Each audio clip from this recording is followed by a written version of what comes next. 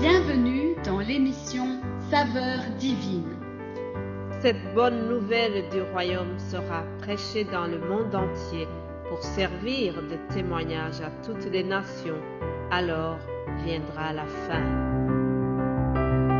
Ce pain céleste vous est présenté par Immaculée Niraneza.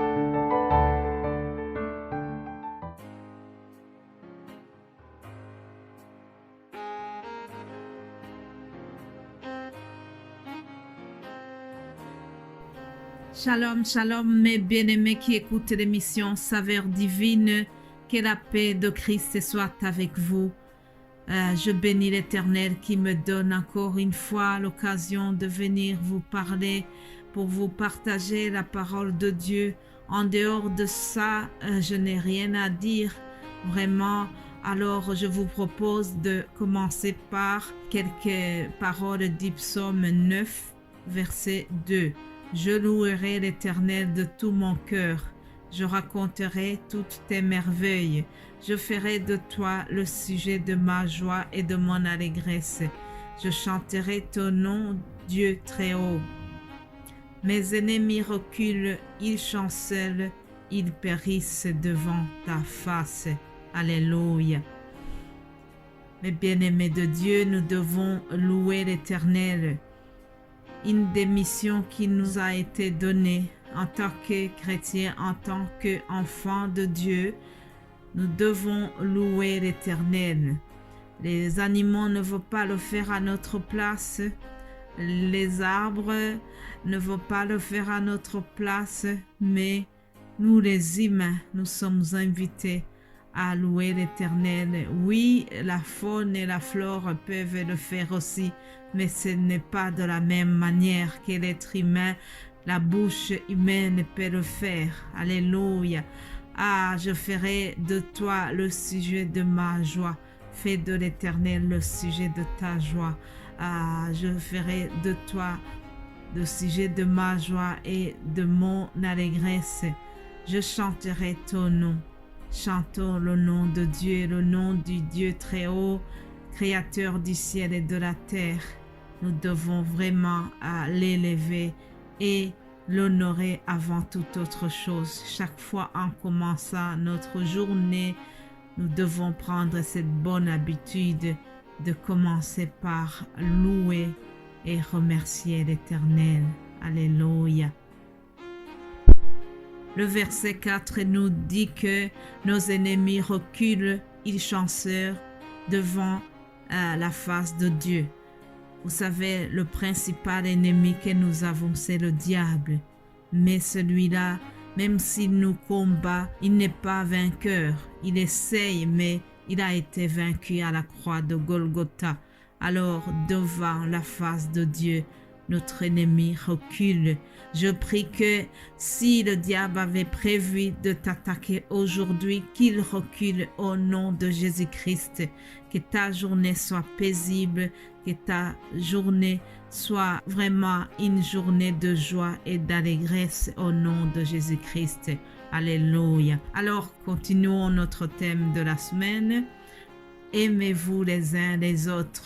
Avant de continuer la réflexion, je voudrais vous dire cette citation que j'aime beaucoup de Frédéric François, un chanteur italien. Il a chanté en disant « Il faut dire je t'aime à tous ceux qu'on aime tant qu'ils sont vivants. Il faut dire je t'aime à tous les gens qu'on aime tant qu'ils sont vivants. » Mes bien-aimés de Dieu, n'attendez pas le jour de l'enterrement pour donner les éloges à la personne qui est partie. N'attendez pas le jour de l'enterrement pour aller fleurir la personne que vous avez aimée. Il faut le faire de son vivant, comme le dit Frédéric François. Voilà, c'était juste une parenthèse. Maintenant, je vous propose de voir quelques définitions de l'amour. Mais avant cela, je vous rappelle que nous sommes partis de ce verset que nous trouvons dans 1 Jean chapitre 4 au verset 7, où l'apôtre Jean rappelle ce commandement du Seigneur qui concerne l'amour de Dieu. Alors au verset 7, Jean dira, bien-aimés, aimons-nous les uns les autres, car l'amour est de Dieu. Et quiconque aime est né de Dieu et connaît Dieu. Celui qui n'aime pas n'a pas connu Dieu, car Dieu est amour. Ça, c'est notre verset de référence pour cette semaine. Je voudrais donner quelques définitions sur l'amour, parce que quand nous disons j'aime, c'est vraiment très vague. On peut dire j'aime mon chien, j'aime la tarte aux fraises, et chaque fois on va utiliser le même verbe aimer, mais ce genre d'amour est différent selon le contexte. Alors c'est pour cela que je voudrais d'abord que nous prenions au moins deux vidéos pour essayer d'expliquer, de donner quelques définitions de cette notion d'amour. J'ai fait quelques recherches sur le terme d'amour et j'ai vu que par exemple chez les Grecs ont plusieurs manières d'expliquer l'amour. Et ça va nous aider, en se basant sur les définitions des Grecs, ça va nous aider à comprendre l'amour dont il est question aussi dans la Bible. Je commencerai par l'appellation de Eros. En grec, Eros, ça veut dire l'amour romantique, l'amour dont une fille amoureuse a pour son amoureux. L'amour dont le mari a pour sa femme. Voilà, ça c'est Eros. Ça contient vraiment de la passion. Alors, dans la mythologie grecque, Eros représente le dieu de l'amour, mais c'est surtout vraiment le désir amoureux. Eros inclut le désir amoureux. L'amour Eros, c'est ce sentiment qu'on a vraiment lorsqu'on tombe amoureux de quelqu'un, lorsqu'on a ce premier amour qui fait que notre cœur va battre en voyant la personne que nous aimons. J'espère que vous avez tous vécu cette expérience du premier amour. Normalement, on n'oublie pas ça. Ça, ce n'est pas seulement pour les jeunes, c'est dans la nature de l'homme. Il y a ce sentiment qui est plus fort que nous lorsqu'on tombe amoureux pour la première fois. Ça, c'est Eros. Alors, rapidement, voyons aussi amour philia. L'amour philia, c'est l'amour dans le sens amical. Nous avons tous besoin d'avoir des amis, n'est-ce pas? Les amis sont vraiment très importants dans la vie. Les amis, ce sont ces personnes sur qui nous pouvons tous compter, sur qui nous pouvons nous reposer quand tout va mal dans notre vie. Les amis, ce sont ces personnes avec qui on se réjouit dans les bons et dans les mauvais jours. Alors, c'est de cet amour-là que nous aimons nos amis. C'est l'amour philia. Le Proverbe 17 au verset 17 nous dit quelque chose sur l'amour philia. Il est écrit « L'ami aime en tout temps et dans le malheur, il se montre un frère. » Je répète, l'ami aime en tout temps et dans le malheur, il se montre un frère. Voilà, ça c'est l'amour philia.